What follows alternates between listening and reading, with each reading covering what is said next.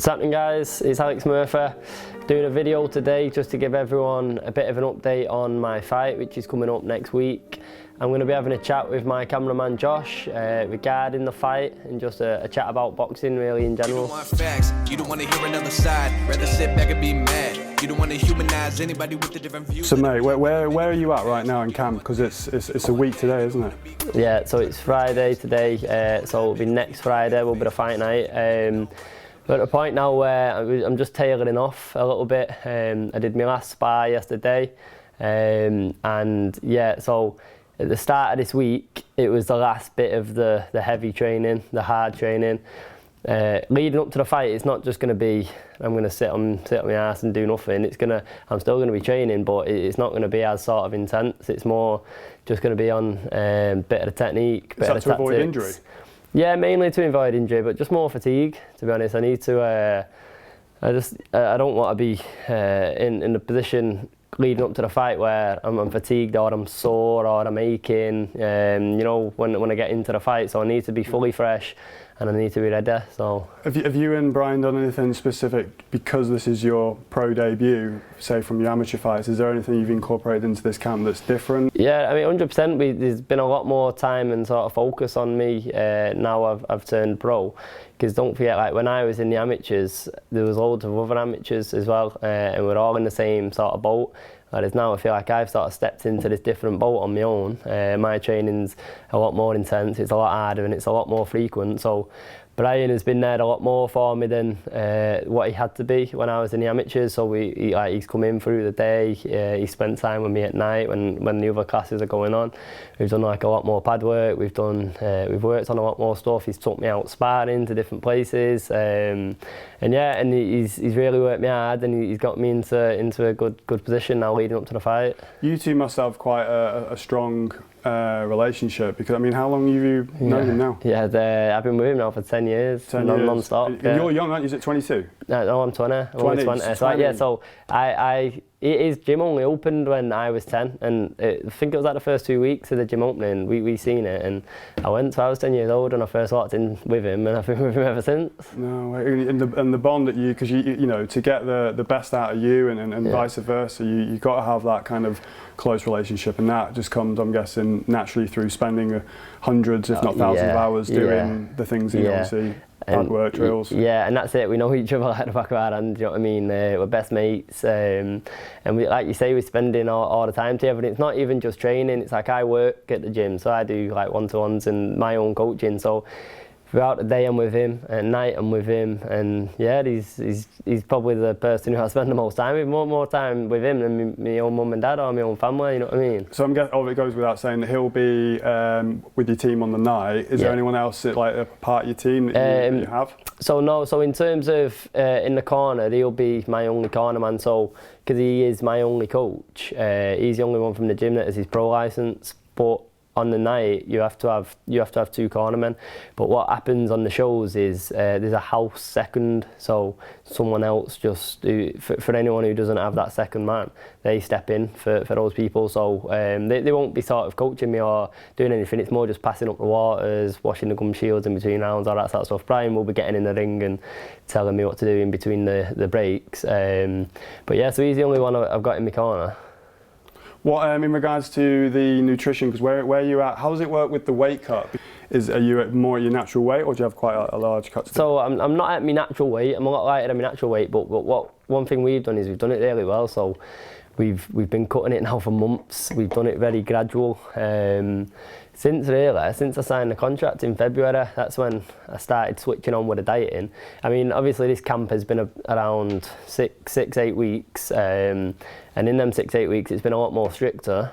But like I've been dieting now for the past three or 4 months, something like that. So my natural weight tends to be around 65 and 70 kilos.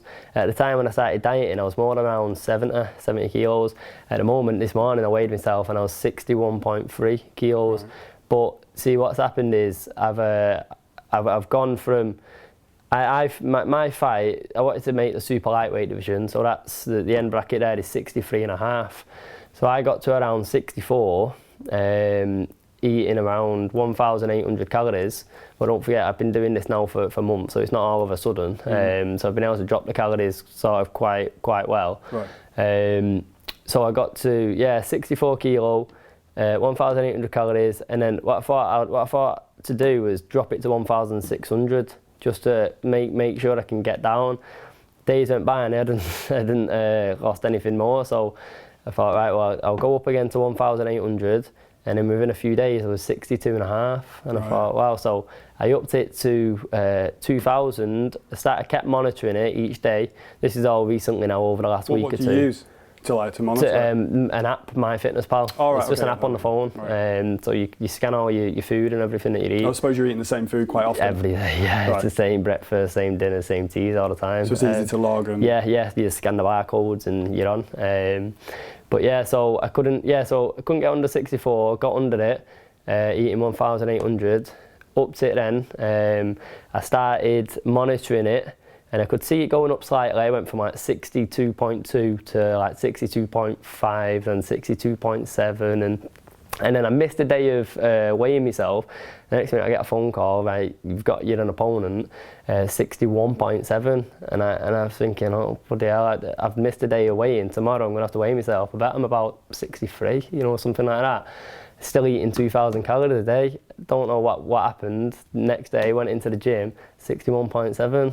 Bang on. Right. And it's all been a bit weird, and because I've never dieted before turning pro, before this camp. Never in my life have I ever dieted. I've always had a fast metabolism, so I've never really needed to. I've never got fat. And then so it's all in life, mate. Don't worry. Yeah. So it's all been a bit weird, and 61.7, and then now I've sort of been eating the same 2,000. I've upped it a little bit, and like this morning I was 61.3. So it's been coming down, even though I've been upping the calories, and it's all beneficial because I'm going to have a lot more energy, and I'm making the weight comfortabler. Yeah, and it doesn't sound like you're making that sort of that big cut as well, and that's where it's kind of like we see it kind of has an effect on the performance. Is it worth it? You might be kind of doing the cheat gain on the weight cut that you're kind of fighting in a division that's maybe not naturally your weight division. Yeah, exactly. But then there's the risk of you kind of missing out on your health and you kind of the end result when it's actually come fight day. Is it worth it? Yeah, well that's one thing like me and Brian have had a chat about.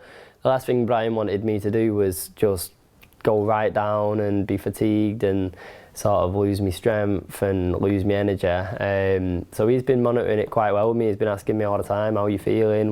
Do you still feel stronger? And to be fair, like on the pads, you'll be able to tell. Like on the pads, he's telling me, you know what, you're strong on the pads. If I went did a pad session with him and he didn't feel that sort of strength in the punches, then he'd probably know about it. That it'll be to do with my weight cut. But he's happy with it. Me personally, myself, I'm feeling great. I know I've lost a lot. It's like I did my body fat percentage today, and it's 5.7% body fat. And what was it usually? Now, I don't know. I think the last time I did it would have been years ago, probably when I was in the 70s, and I think it would have been around 16. Right. So it's a massive drop, but it's like I've still got loads of energy. I don't feel weak. I feel stronger, if anything, because every day I'm making sure I hit my protein goal. So it's like I'm not losing the muscle mass. Yeah. It's just the body fat. And I've always knew since this strict diet, like how toned and sort of ripped I've become. I can see it. And I've always sort of had a bit of a six-pack, bit of a toned stomach. But I always knew I had a little bit of body fat on there, just at the bottom part. And then since this strict diet, it's all gone and it's just completely toned. But no, it's all been going well, the dieting. With the so sort of like going to, you mentioned earlier sparring. What is sparring like for boxers? How would you explain to say in layman's terms what sparring is and how sparring has a place within your boxing career? You know what, sparring is probably the most important part of training for a boxer. There's nothing you can do on the pads and the bags or anything away from sparring that will improve you as a boxer if you can't do it in the sparring. So it's why that's the main thing you need to do, sort of leading up to a fight, or just really to improve. The best way to do it is by doing it. The best way to improve is by actually boxing rather than on the pads. But it's like one thing I found people maybe like yourself, Josh, who are just sort of getting into the boxing and into the sparring and stuff like that, is people don't realise, and I've had this question quite a few times, is what you actually go for each other and, you know, try and hit each other and try and level each other in sparring. And yeah, it is the case. I'm a believer of sort of spar how you fight. I'd rather spar hard. I wouldn't want to go in sparring and tap someone, because if I'm sparring someone and I start tapping him, and he's going to tap me back out of sort of respect. Now if I go all along my sparring doing that, I get into the fight, my opponent's not going to be tapping me, he's going to be going for me, and it's going to be a real shock, you know what I mean? So in sparring, one thing I don't think people realise is it's hell for leather. You go for it, and you do have it out sometimes with your sparring partners. What's how has sparring changed? I mean, how long have you been boxing now? So it's like 10 years then? Well, I was at somewhere a couple of years before that, just mainly for the fitness. So I was 8 when I started, so 12 years. So what kind of age did you start sparring? 10 when I got, well, no. Around 9. See, this was the thing at this other gym that I was at, because it was mainly sort of fitness, and there wasn't really many other kids there. I always wanted to do a bit more of the sparring, but it was I never really got the chance. I got the chance a few times. Most of the time it was body sparring. Hardly ever did the head sparring. So then when I went to Brian's gym, I was 10. I said, yeah, I've done a bit before. I liked the sparring. He said, right, well, do this first session. We'll have a look at you on the pads and on the bags, and if you're good enough, then you can spar. So after the session, he said to me, right, come back tomorrow. You can spar. I'll have you in sparring. So I went in and got levered all over the place, and I went back again the next day. Got levered again, and it kept going, kept getting levered. But then slowly it started changing, and I started improving, and it's all just through, I mean, it's not the best way, but taking beatings, really. So you sound like you've had like a curiosity from an earlier, because like the thing that made me kind of want to, when I just first mentioned to you, I think I'd like to start sparring, and kind of want to just, for my work, for like, you know, learning about fighters and their perspective and what they actually truly go through. And the thing with boxing is I did jiu-jitsu for quite a while, but I know in some situations that can't be very realistic to use, whereas in boxing is. Yeah. And then that's like in the last couple of years, that's why I've kind of more had that curiosity for it. But with sparring, it is I think everyone should try it. Yeah. I think because I think everyone would be, the fear that you kind of have before it, I think it's kind of healthy as long as you kind of control it. But I think everyone should, I feel, because you can learn a lot about yourself, and I like being in that sort of point of desperation and sort of challenging yourself. I mean, like, look at me and Mikey the other day, like that was quite a hard one, and I remember thinking like, whoa, this is definitely the hardest one I've had so far, but I loved it. Don't forget all that as well. Like, I put you in with Mikey, who's an amateur boxer. He's had 26 fights. You're sparring with Mike, although he's obviously not going mad and not trying to lever you. He's still very experienced, and he can throw some. He knows how to punch, exactly how to punch, and he's conditioned. And this is one thing, and I think I've said it to you before, Josh. One thing, people, they don't realise how tough they are until they get in sparring. Like, one thing I say to people is you figure out that you're not made of glass, and you can take a lot more damage than you think. That's when you were saying earlier, I think that's the thing that people should think of more, is it's uncomfortable. It's not like a tickle, but I don't think it's as bad as people think, especially if you're wearing, it's 12 ounce that we wear. No, it would 14s or 16s for sparring gloves. And then obviously with headgear and stuff, I don't think it's as bad as people might think. And the whole like respect thing is like, well, you find each other's level, don't you? You kind of see, right, what's this person give? Like, imagine more as a pro, you're gonna assess the person first, then kind of know what level you're turning it on. Because if it's a new guy and you just go gear 5, then it's kind of like that's where problems can occur. Of course, and going back to the sparring that was talked about, relating to the sparring, you do, like, not every spar you're going to be standing toe to toe and having a war with somebody. It obviously does depend on who you're with. Like, if I mean, it wouldn't happen because I'm in a camp for a fight, but away from a camp, Brian's put me in with sort of people who were just starting off, and he said, right, well, let's have a move around with these and sort of show them a few things. I'm not going to get in and try and lever them, because I know if I wanted to, I could, but they're not going to learn loads just by me giving them a beating. You've got you have got to respect some people who you go in with, and a lot of the times it's between yourselves as well. It's like you said there about in terms of the power. So if you're with someone who you're watching your power against, but next minute they start trying to land really big shots on you, and you're thinking, hang on a minute, I'll land a really big shot on you. And it works that way. If you dish out a big shot, and you should expect a big shot back, but that's only really if you're watching your. If you've got to be careful because who you're in with. If you know you're on another level compared to them, then you have got to monitor it in that aspect. If you're with someone who you're both the same level, then you shouldn't be holding back at all. You should be working your power. You should be working your speed.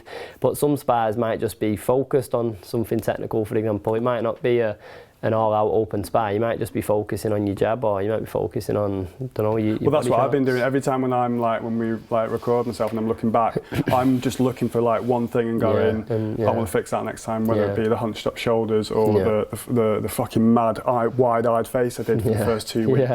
Like poker face. Or do you think, one thing I wanted to ask you for a while is the personality, so you know the moment when a fighter walks into the ring, octagon, wherever, and they're in their place of the bout. Do you think there's a personality shift that you have to have for when you're in the ring from when you're outside the ring? 100%. And see, this is what I get a lot. Right? So anyone will tell you this. I'm the nicest guy in the world. If you're nice to me, I'll be nice back. And away from the ring, there's not a violent bone in me. I wouldn't go out and cause fights or cause trouble or anything like that. I'll try and be your mate. Whereas in the ring, I can't do that because I know the person standing in front of me, he's not going to be nice. He's going to try and take me off. He's got the same job as you. Exactly. So you've got to have that evil switch in a way inside you, but at the same time, it's just the sport. It's part of the sport. It's like being a postman and not wanting to put the post through the door. You've got to do it. You might not do it when you're not working. If you're a postman, you won't go and put post through the door when you're not on shift. But when you're on shift, you're gonna have to do it. And it's the same with boxing. You don't have to be an evil person outside. You don't have to be, show how violent or how tough you are outside the ring. But when you're in the ring, then you've got to have that switch. But it's like one thing I've seen with my clients. Obviously, I do a lot of coaching. There's some people, my clients, who they're really nice, and you can see it as soon as you walk through the door. Dead polite. They're not violent whatsoever. I'm trying to get them into the sparring, and they're struggling because of it. They don't want to hit them, they don't want to hurt them, but you've got to. You're in the wrong sport if you can't do that, if you can't switch on and you can't hurt somebody. And especially me, obviously, this is my profession now. This is what I'm doing full time. If I go into a fight and I can see my opponent's hurt, if I don't step it up now to try and finish him and try and get him out of there, then it's going to be pretty stupid and silly of me, because it's like one punch in boxing can change a fight. So if you don't take the opportunity well, if you don't strike while the iron's hot, then you're going to miss out sometimes, I think. Here's a bit of a switch up. So because I know I think there's a fight soon. I was talking to a friend recently about the Jake Paul, Logan Paul, all these kind of celebrity fights. And obviously boxing's the sport that's being used to sort of for this platform. There's a lot of young people looking at these expedition fights. Do you see it as a good thing or a bad thing? Now I've had mixed opinions. I get asked this a lot about the YouTubers. At first, when it all came about and these big fights started happening with the YouTubers and they was making so much money, straight away I was fuming about it all, because obviously you've got people like myself who work hard day in, day out. You've got other really talented prospects who, some lads who I know, 10-0, 11-0, and they're not getting the opportunities yet, but they've proved themselves, you know what I mean? They should be getting the opportunities, and they're not, because it's a harsh sport. And so then when I seen then these YouTubers come walking in and they're just making all this noise, everyone's following them, and they're getting so much money from it, at first it frustrated me, and I thought, it's unfair, it's harsh and it is unfair, but at the end of the day, boxing's a business. But then my mindset changed a little bit, because then people started saying, yeah, but look at all the eyes that they're bringing to boxing. Like, it's good for kids. You know, these YouTubers are role models, and it's so then I thought, well, actually, yeah, that's not a bad point. You're getting more people interested in the sport. It's like, fair enough. Everyone knows you're not an actual boxer. You want to have a laugh and you want to make money. And all right, you might be a role model for kids. But then what? This was before I knew who these YouTubers were, and then.